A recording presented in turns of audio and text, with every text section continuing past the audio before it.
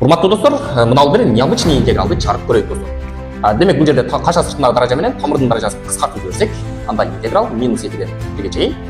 Демек 2x плюс 3 каша сыртындагы квадрат жалпы тамыр ичинде dx болсо барабар.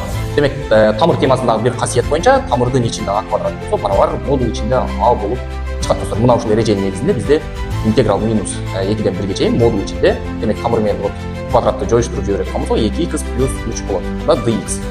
Демек бул интегралды эсептөө үчүн биз графикалык түрдө сүрөттөө үчүн көрсөтөлүк достор. Декарт координаталар системасында демек бул жерден минус 1,5 алып келип койсок 0 барабар болот эне. Минус 2 анда минус 1. Демек ортодо минус 1,5 деген чек бар.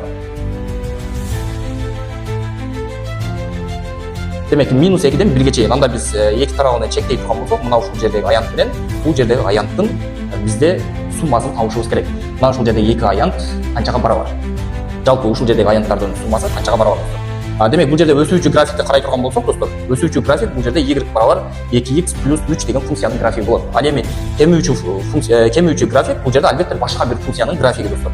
Бул кемүүчү график деп элестетсеңиздер, y барабар бул минус 2x минус 3 деген функциянын графиги болот достор. Ошондуктан бул интегралды чыгаруу үчүн биз интеграл минус 2ден, демек бул жерде ортоңку чекит минус 3 бөлүнгөн 2 же болбосо минус 1,5.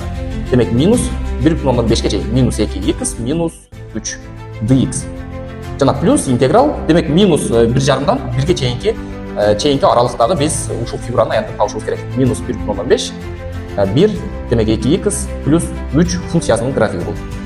Демек dx достор барабар. Демек мына ушул функциянын интегралды биз эсептеп кое турган болсок достор, анда барабар бул жердеги жалпы минус x квадрат минус 3x болот. Баштапкы функциясы. Демек минус 2ден минус 1,5ге чейин. Плюс демек андан кийинкиси x квадрат плюс 3x, андан келсе бул жерде минус 1,5 демек 1 барабар. Алгач минус 1,5да, андан кийин минус 2-ни алып келип ортага эсептейбиз достор. Так эсептесек,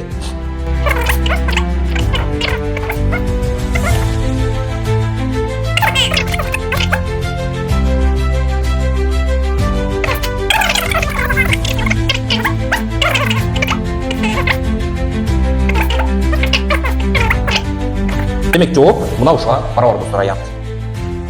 Бул видеого лайк басып достор, математиканы терең үйрөнүү үчүн менин аккаунтума подписка басууну унутпаңыз. Жана досторуң менен бөлүшүп кетиңиз.